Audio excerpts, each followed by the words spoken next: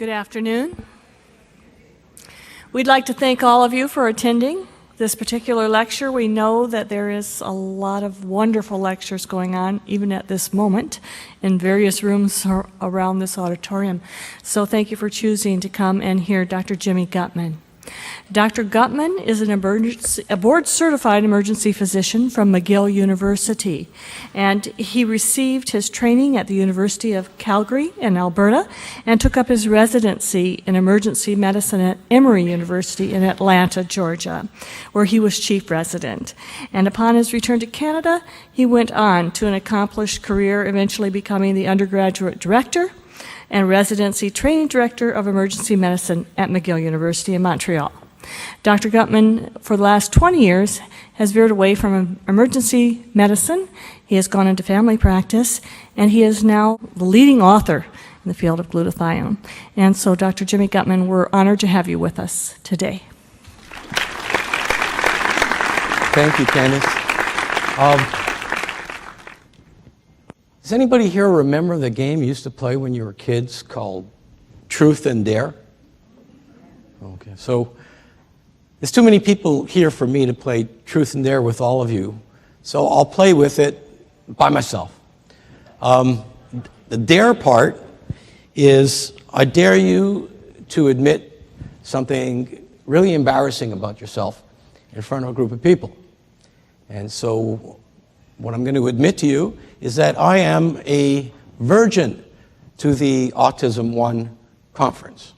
This is my first time here, and I have to tell you that in the last week or last few days, I've certainly lost my virginity in this Autism 1 conference, and just like losing one's virginity, it's a life-altering experience. And what I have come away from is a life-altering experience after several conversations and sitting on a bunch of lectures and speaking to the parents. This is really something else. So I thank everybody for putting this together. I thank the organizers for having me, but this is a trip. That's the dare part. Let's get on to the truth part, right? The truth part's a little bit trickier, and the truth part is a little bit more political. The truth is that the Orthodox medical community does not accept raising glutathione as a treatment for ASD or autism. Now, why is that? Y'all have been sitting in on a number of lectures, some more complicated than others, but it's quite clear, as presented by some brilliant minds, that glutathione plays such an important role in autism. So why hasn't this exploded yet?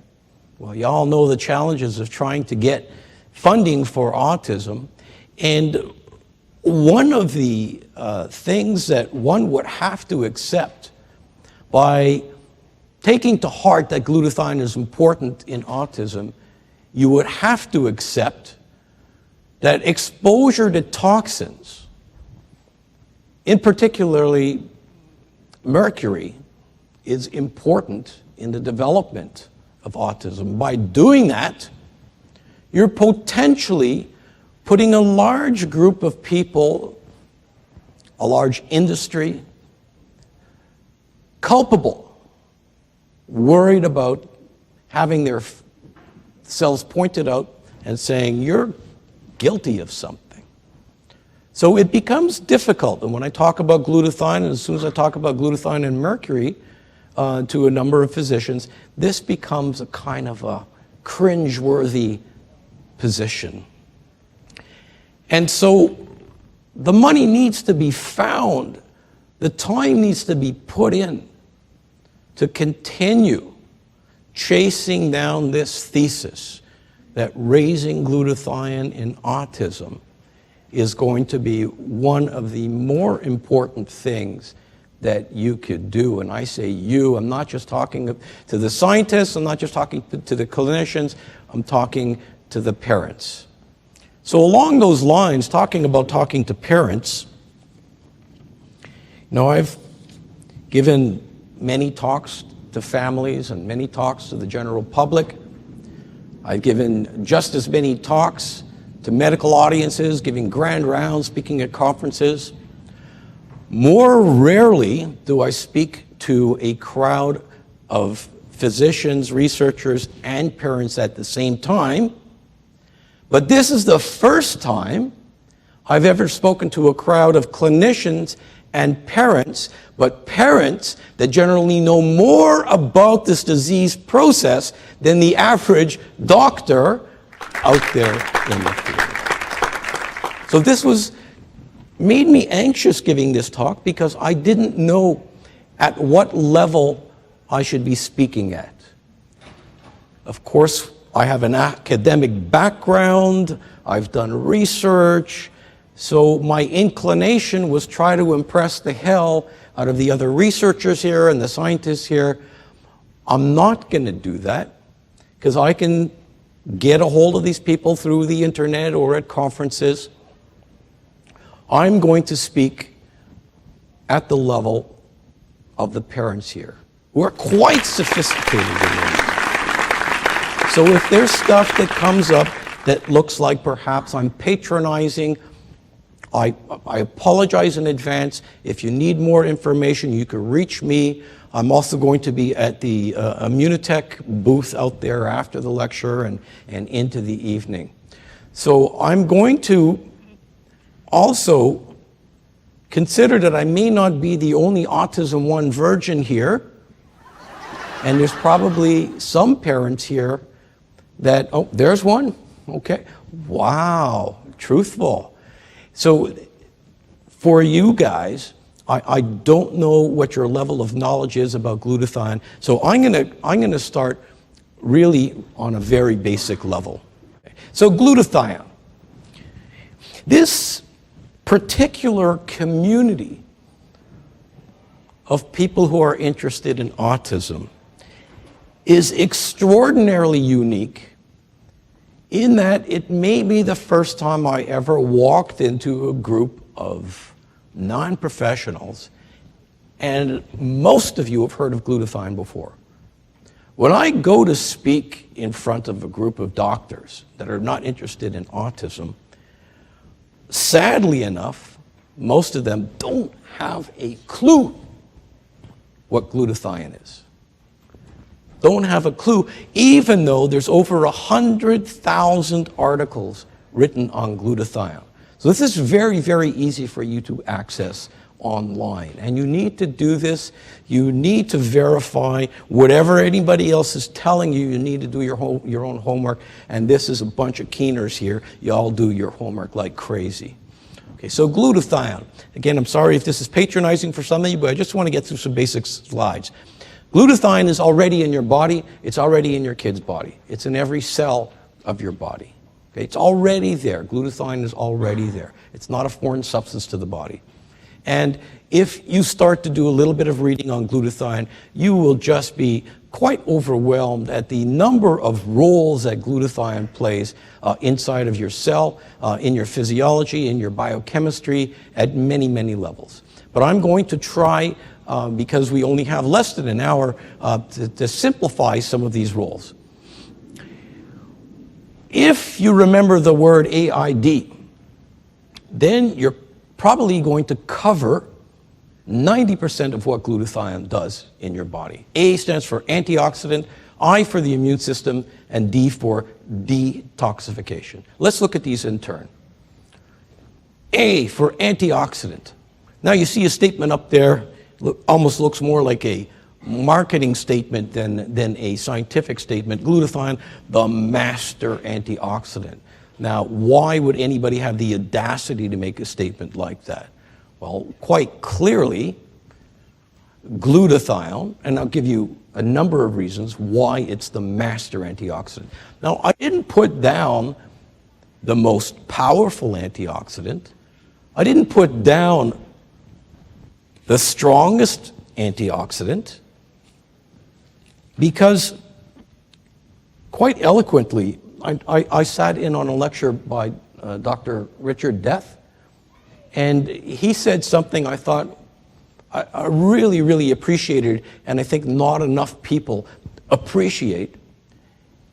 It's not about being the most powerful antioxidant, because whether you believe in God or whether you believe in Darwin, we are designed to have a certain level of oxidation. We are designed to have a certain level of free radicals.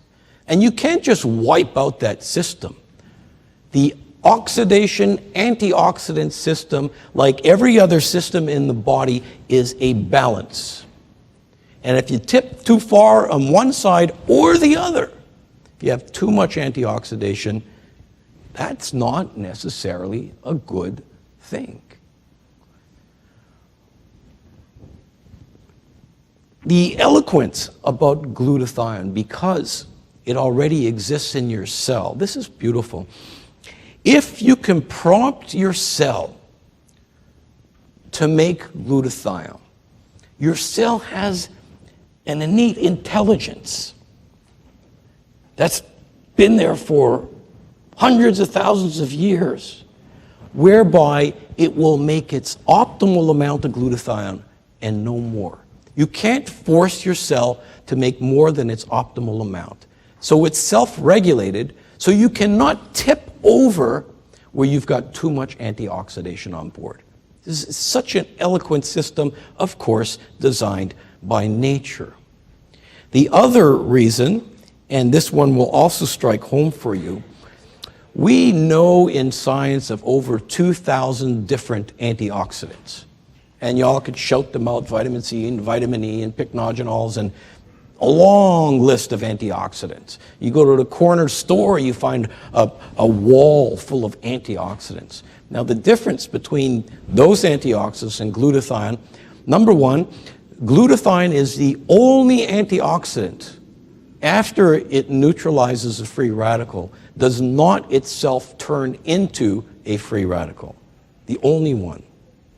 And finally, the bottom line on glutathione and antioxidation is that all of the other antioxidants that we know of, all of the other antioxidants we know of cannot work without the presence of glutathione. Because if you look at all these antioxidants working like a series of gears in a clock, well, a clock needs a spring, and the spring that's driving the whole process of antioxidation is the glutathione molecule. And again, we can get into the biochemistry, but I would bore the hell out of you, and we can talk about that later this afternoon. So A, glutathione, the master antioxidant. I, glutathione is literally nutrition for your immune system. And we could spend 2 weeks just looking at glutathione and the immune system. I'll really condense it down into a few sentences. People with low glutathione levels have poor immune function. People with high glutathione levels have a much better, more profound, active immune system.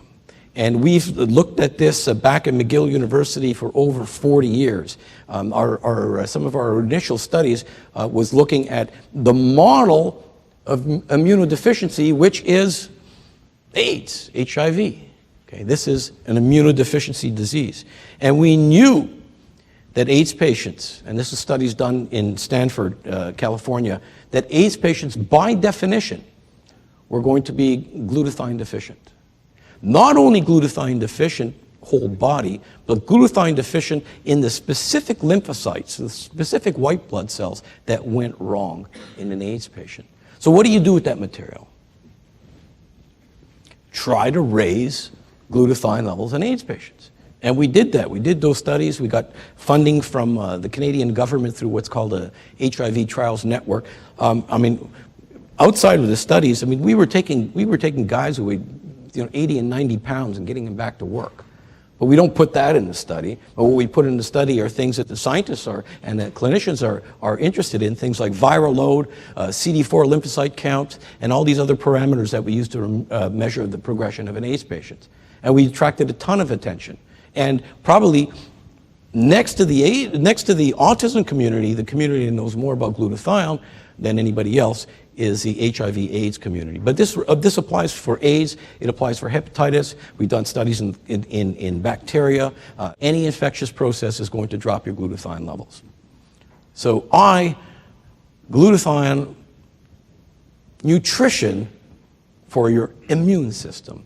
D for detoxification. I think if anybody wants to learn anything about detoxification, they need to show up to a conference like this. And what does glutathione detoxify? Well, geez, if I had a screen that went down to the basement of this building, I would be able to fill it with substances that are detoxified by glutathione. Let's look at some of these. We're looking at automobile exhaust. We're looking at pesticides. We're looking at herbicides. We're looking at all that junk that comes out of the chemical industry. We're looking at, here's one that's going to strike home. We're looking at mercury. We're looking at most other heavy metals. And in fact, the way glutathione deals with these heavy metals like mercury, like lead, like cadmium, it actually chelates them. Glutathione will chelate many of these charged heavy metals. What lowers our glutathione levels? Well, we see a chart here. Drugs, there's a whole bunch of drugs that lower glutathione levels, not just street drugs. When I say drugs, I'm talking about pharmaceuticals as well. Probably the most common pharmaceutical drug that lowers glutathione level, you may know this, most people don't, is acetaminophen. You all know what acetaminophen is, Tylenol, Adasol. And it's rather severe on glutathione levels. And I predicted 10 years ago that at one time that there was going to be a day where on bottles of Tylenol, acetaminophen, there were going to be warnings for people like those with extensive liver damage, for HIV patients, for alcoholics, that the Tylenol needs to be treated with a lot of respect. And we're right around the corner. It may have already started happening in certain parts of the world. So drugs, poor diet. Do I need to talk to you about poor diet? Okay, you all know what it's like trying to get your fussy kid to eat properly. Okay, so poor diet will absolutely contribute to a drop in glutathione levels. Injury, trauma, burns. If you go to an intensive care unit and you measure glutathione levels in the patients in the ICU, inevitably they're going to have low glutathione levels. Infection, disease, we just talked a little bit about that. Tens of thousands of articles. Pollution, toxins, the aging process. Okay, now you're not thinking about your kids anymore, you're thinking about yourself. Glutathione levels actually drop about 10% every decade. So someone like myself, between the ages of 25 and 60, I might be 20%, 40% low on glutathione levels were I not doing something about it. And on and on and on. So all of these challenges to glutathione levels, all of these challenges, sucking up your glutathione levels, what would life be like if your glutathione levels were never normal? Now, you and I, at certain times of the day, like right after a good, healthy meal, our glutathione levels are fine. They might drop overnight. They might drop if we're under stress. But what if your glutathione levels were never normal? Okay, so this is the segue into how this is applicable in autism. We need to go back 1978. What is that? 25 years? 30 years? I'm a better doctor than I am a mathematician. But it's a long time ago. and there was just a couple little articles that came out. In this case, it was a French article that discovered that autism, kids with autism were going to have low glutathione levels. I mean, look how old this paper is. They didn't even call it autism. They called it infantile psychosis. It's old name. And this kind of went to bed in the research community for a number of years, and didn't really come back until this century, where here we see a couple articles coming out of Scandinavian countries that, again, looked at this and documented that glutathione levels are low in ASD.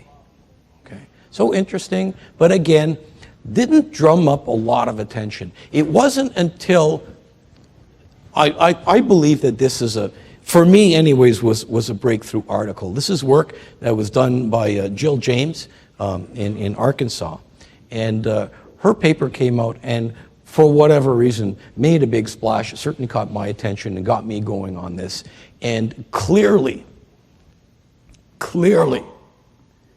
it showed that the vast majority of kids with ASD were low in glutathione. Not a little low, like low. And that garnered more attention and more research, and we started looking at other places. I mean, certainly that research has been repeated several times, demonstrating low glutathione levels in autistic kids. But here was something a little bit with lateral thinking. What about moms? What about if the pregnant mother was low in glutathione? Now, we didn't go ahead and just look for pregnant mothers. This group over here was looking for a specific gene abnormality. See, not everybody has normal glutathione. There are errors of metabolism whereby some people are missing specific genes that have normal glutathione levels. And if you follow these people, if they get pregnant, they have a much higher risk of having an autistic kid. That's lateral thinking. And if you look at this specific group of gene abnormalities, and I'm not saying that autism is a genetic abnormality, I'm saying that if you have abnormal genes for the production of normal glutathione levels, your chances of developing ASD are far greater. So you got to keep on digging. And when you dig further, you find out that it's not just whole body glutathione levels. If you actually get these kids' brains on autopsy and look at glutathione levels in the brain of autistic kids, you will find low glutathione activity. So we're getting closer and closer to what's going on. I haven't seen any studies that actually did biopsies on the kids' intestinal system or digestive system. Somebody's going to look at it, and I'll bet you they're going to find the same thing. You recognize some of the authors here. They were speaking here this weekend. Brilliant people, the brothers Geyer, and made the association between mercury and glutathione. And of course, the major substance in your cell, in your neurons, to eliminate mercury is glutathione. All right. I've seen this slide or similar slides flashed on the wall in several lectures. It's the result of some brilliant work of a number of scientists. I think Jill James is the one to put it together, for me, the most eloquently. And I don't want to go through the biochemistry with you. There are other lecturers that are far better than I am in explaining the biochemistry. And there are some people in this room that just don't have a background in the biochemistry. And I don't think that's why you came to this lecture, for me to teach you about molecules. But let me summarize just quickly over here. There's a number of cycles that take place. And remember, this is still a simplification of what's going on. You've got the folate cycle, you've got the methylation cycle, and the transsulfuration cycle. Okay, and these all work in tandem. Now, I'm spent the better part of last night wondering how to translate this to a lay audience. So I pulled out some pictures. Last week, I actually spent 2 weeks in Britain and Ireland giving lectures on glutathione. And what I learned in the UK, please listen to this carefully. Americans should not drive in the UK. First of all, you get into a car and every cell of your body says, oh my God, I'm on the wrong side of the road. And the other thing that you see a lot more of, I've only ever seen this in Boston on a regular basis, are these roundabouts. Traffic lights? What's a traffic light? You got to get through these roundabouts. And they can be a mess. Here's a simple roundabout. Okay. Here's a double roundabout. Okay. If you're an American, okay, try to get from there to there. Think you can do it? Betcha you can't. Not on the first try. Here's a triple roundabout. By the time you're finished this, you have no frickin' idea which way you're heading. Okay. Why am I showing you these slides? Why am I showing you these slides? Look at this diagram, and let me show you where some of the problems might take place. Free radicals, oxidation, oxidative stress, all these words that you hear bouncing around. Let's consider that little red, nasty-looking thing a free radical. And we look at where the free radicals can affect these roundabouts, these highways. It could be at the folate cycle. It could be at the methylation cycle. It could be at the interchange where homocysteine turns into glutathione in the sulfuration pathway. So that's where the free radicals can interfere with the flow of this traffic. And we know that these free radicals can be, we know that glutathione is a key for mopping up these free radicals. We also know that the limiting factor for your cells to be able to manufacture glutathione is the amino acid cysteine. Okay, y'all got that? Okay, then what the hell? Bypass that traffic jam. Because if we go back here, okay, there, the free radicals cause a flat tire. There, the free radicals stalled car. There, the free radical is caused an automobile accident. But you got to get down here, right? So this is my thesis. Bypass the traffic jam by entering at this point, by raising cysteine and allowing your cell to make glutathione. Now, again, I'm so sure of this, but I'm not the brightest guy in the room here. And there are people out there looking at this, and I know there's other scientists there. I want you to come back to me with feedback and tell me if you think I'm wrong. But so far, the few studies that we have shown me that I'm not wrong. These are small trials. These are not huge trials. Some of them don't have statistical significance, but at least people are starting to look at raising glutathione in autism and having some success. Okay, there needs to be more of these. Here's one study that I was involved with a rather brilliant person, Dr. Janet Kern. Some of you know her. This was a pilot study where we were using this substance called Immunocal, which is essentially a cysteine delivery vehicle. And Sure, it was a small study, but when we looked we're not looking at fancy schmancy biochemistry and all this other stuff that is really important. I'm an emergency physician. I'm a pragmatic guy. I'm a practical guy.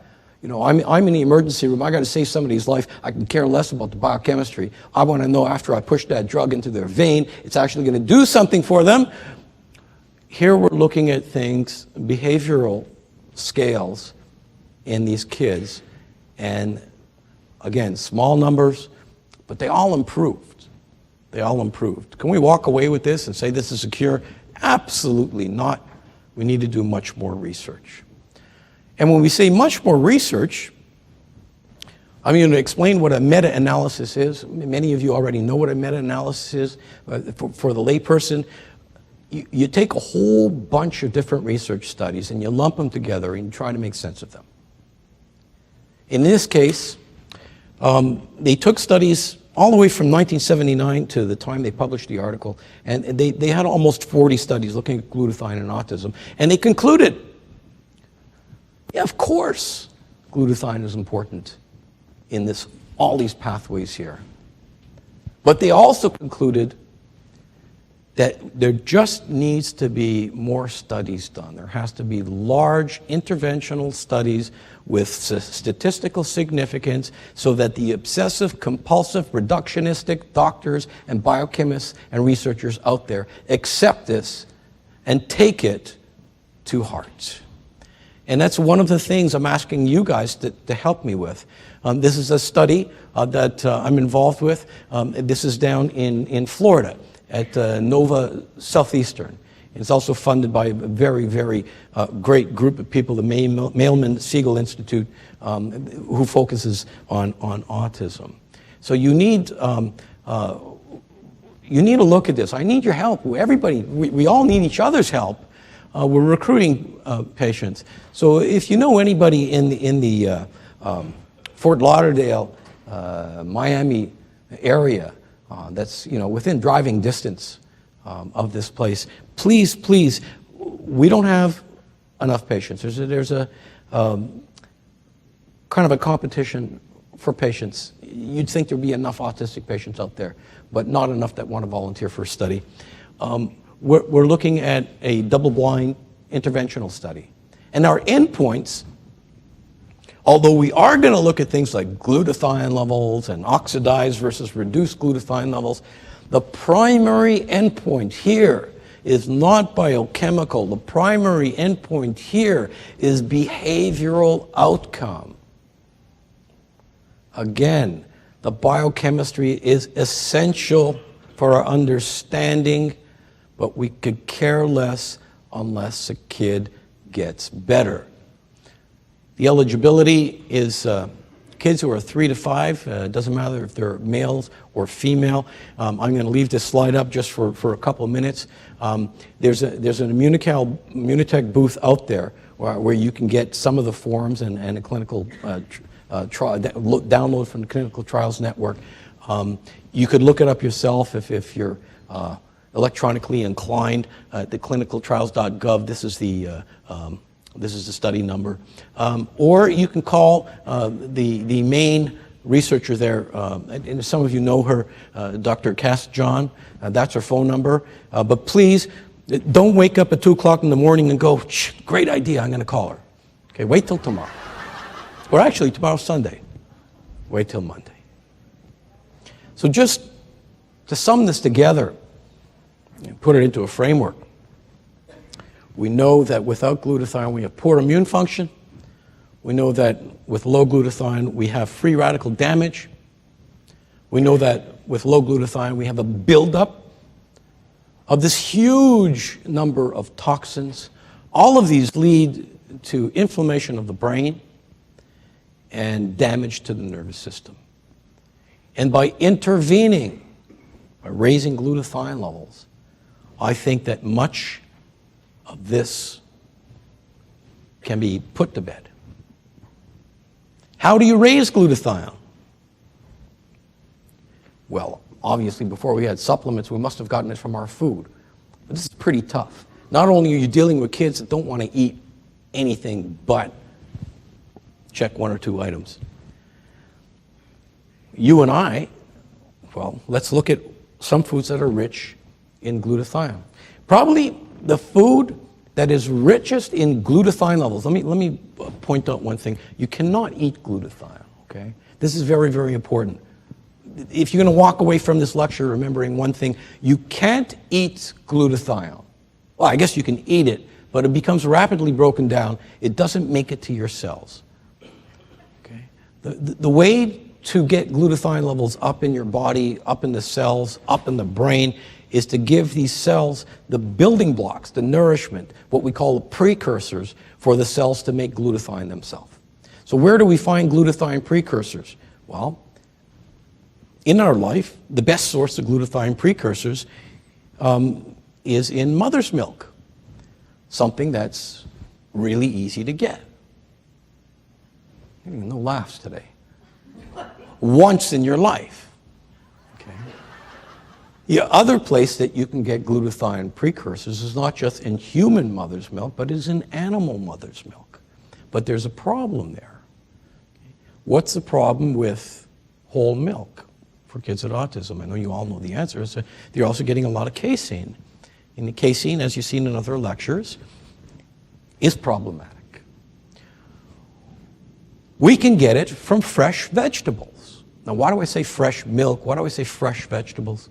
Because the precursors for the cells to make glutathione are extremely sensitive to heat, what we call thermolabile. If you heat these proteins, they lose their ability to raise glutathione levels. So if you're talking about milk off the shelf, even if you wanted to try that, there wouldn't be any glutathione precursors in there, because what do we do to milk? What do we do to cheese? We pasteurize them. Pasteurization is heating. So we've killed the activity of these proteins in their regards to raising glutathione. Vegetables. What do we do to vegetables? Well, sure, sometimes we eat them raw. But this is hard to get in 2014. Just as an example, again, I'm going to relate to your very, very basic needs here. Do you think that the potato or the peach, I'm speaking to the older people in the audience, that your mom put on your plate when you were a kid is at all similar to what you're going to buy at the market today? So what we've done to the genetics of these plants, what we've done to the soils, the additional crap that we've put onto these foodstuffs, it's really, really hard to get it from vegetables. So you'd have to eat enough broccoli so that the toxic environment in your bedroom was so high at night that your spouse got sick, you know what I'm saying, to raise glutathione. It's very uncomfortable. And you're not going to give your kid a boatload of broccoli to eat.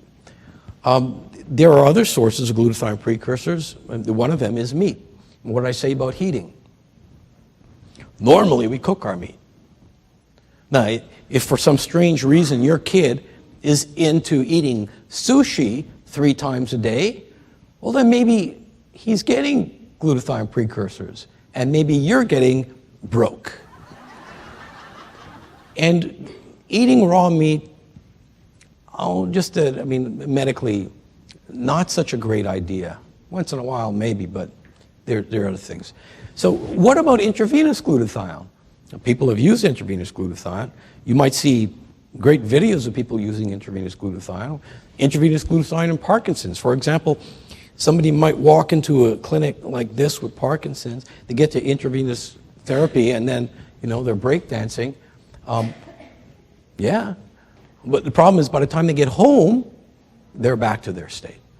So intravenous glutathione has a very, very short half-life. It can be exceedingly expensive. You take the risks of intravenous, it's annoying, and who's going to do that 3-4 times a day? The best studies done with intravenous glutathione are the studies that do that several times a day. We were talking about cysteine. Why not just eat cysteine? As a free amino acid, L-cysteine, as an isolated amino acid, it doesn't work. because when you eat cysteine, L-cysteine, it becomes rapidly oxidized. And it can make you feel sick, in fact. And if too much cysteine gets into your bloodstream, you end up with a state called hypercystinemia. And the problem with cysteine, when it's oxidized, it acts as a free radical. Many antioxidants, once they're oxidized, act as a free radical. So oral cysteine doesn't work. So people have looked at this and they said, wow, what kind of cysteine delivery vehicles do we have? And 40 years ago, maybe 50 years ago, N-acetylcysteine was invented. You take the cysteine and you tag an acetyl group onto it to prevent it from being oxidized. This is a marvelous drug. I use this drug in the emergency department for people who are on their deathbed. For example, people who have taken 2 bottles of extra strength Tylenol. I know they're going to be dead in 2 to 3 days. So I use N-acetylcysteine. And I use a whack of N-acetylcysteine. I give them like 40,000 milligrams intravenously. And I've never treated an acetaminophen overdose with N-acetylcysteine where they didn't throw up on my shoes. My wife hates that. N-acetylcysteine can be bought without a prescription as a so-called natural substance, which it's not, at health food stores. But it's still problematic. Most kids don't like taking N-acetylcysteine because it smells like rotten eggs. And even the ones that smell a little bit better, they upset their stomach. And N-acetylcysteine has a short half-life. So if you felt sick the first time you took it, well, you're going to feel 4 times as sick the 4th time you took it.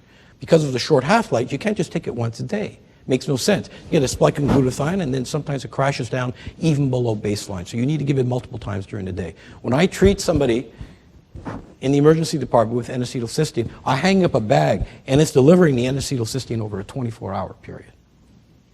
And finally, even for the people that can tolerate N-acetylcysteine, they don't feel sick with it, most of them will tell you that after 2 or 3 weeks, they feel washed out, and it just doesn't seem to be working anymore. And the reason that is, nobody knows this, but a few people. Remember I said to protect the cysteine from being oxidized, you put an acetyl group on it? Does it protect the cysteine? Yeah.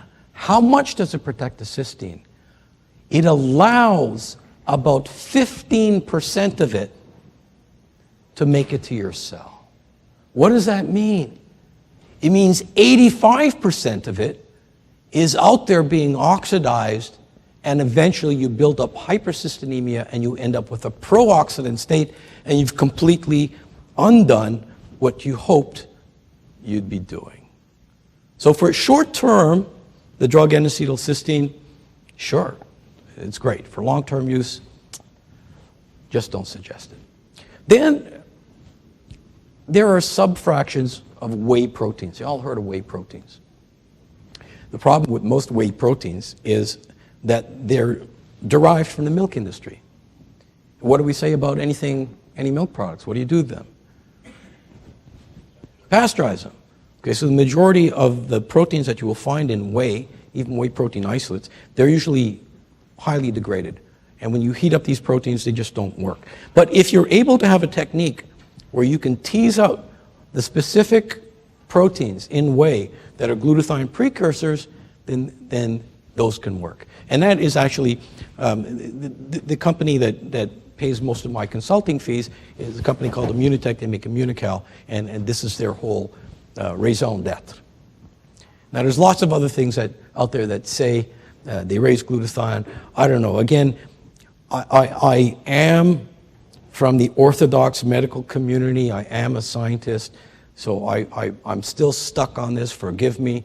I still think that you're giving your kids things that are A, proven to be safe, and B, less importantly, if you want to waste your money, proven to be efficacious. So just to conclude, wrap this up. Clearly, research tells us that autistic kids have a glutathione problem, quite clearly. Small studies have shown that raising glutathione in autistic kids works. And finally, these larger studies are absolutely essential. They're essential because if they get out there and they get published, the doc that works in the strip mall will start to appreciate that this is a potential treatment, and a lot more parents and kids can have access to reasonable, well-studied means of taking care of this enormous problem. So please, I'm asking the parents here, if you know anybody in the Florida area, I'm asking the clinicians here, I'm asking the researchers here, see if you can find some kids to register and take part in this study. It's a substance that has really very, very little downside. We've shown this in our pilot studies, and it's going to do a lot of good. And I hope that everybody walks away from here with some good information that you could use. Thank you very much.